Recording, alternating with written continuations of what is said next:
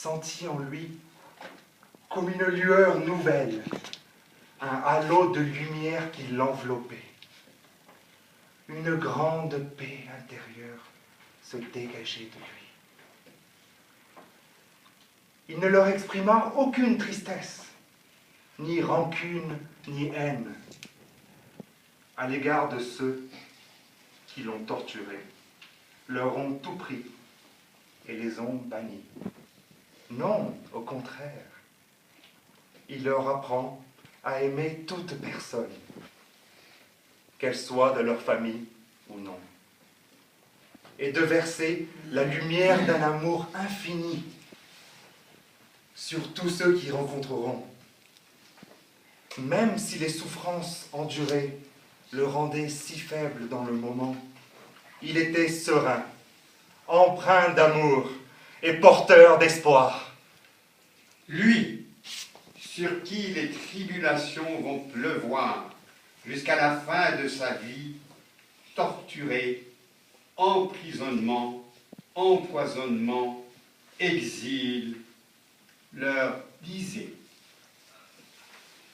la chose la plus nécessaire est le contentement en toutes circonstances.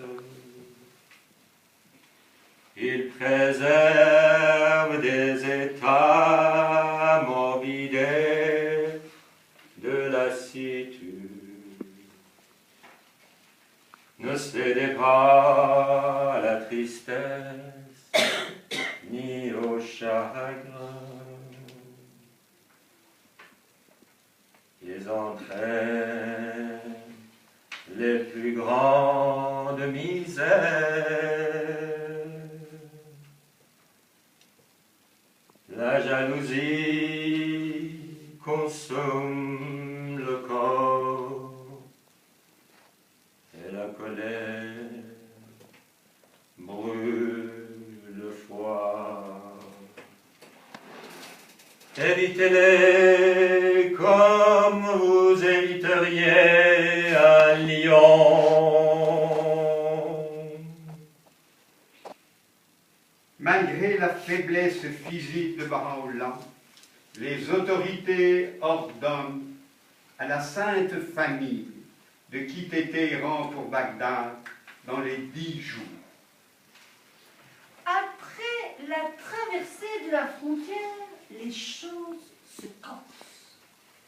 Ils ont tellement froid et faim, et bien sûr, pas de wagon-restaurant. Une avalanche de neige vient ensevelir leur train et l'immobilise. Les heures passent. Ils n'ont ni petit déjeuner, ni déjeuner, ni dîner.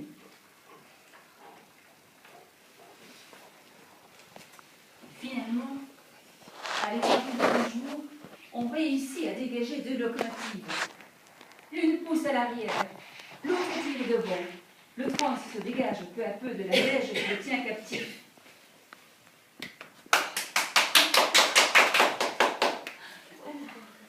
Oh, je ne sens plus mes doigts. Oh, ils sont tout gelés. Tant que le train roule, nous sommes contents. Mais chaque fois qu'il s'arrête, nous nous taisons, effrayés. Ils arrivent enfin à Sofia, mais aucune nourriture ne les attend. En vue de ce terrible voyage à travers les montagnes enneigées, Asir Hanoun vend tout ce qui lui reste de sa robe sauvée et avec cet argent organise les préparatifs. Beaucoup de difficultés s'accumulent, car elle n'a absolument aucune expérience et n'a pas prévu assez de vivres, ni de vêtements assez chauds.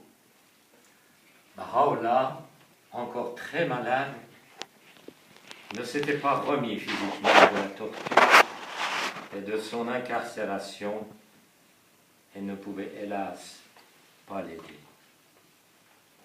Il démarre donc ce redoutable voyage de 4 semaines. par un froid glacial. La neige recouvre le sol. Abdul-Baha n'avait que 8 ans. Mehdi en avait 4 et Bahiyé avait 6 ans.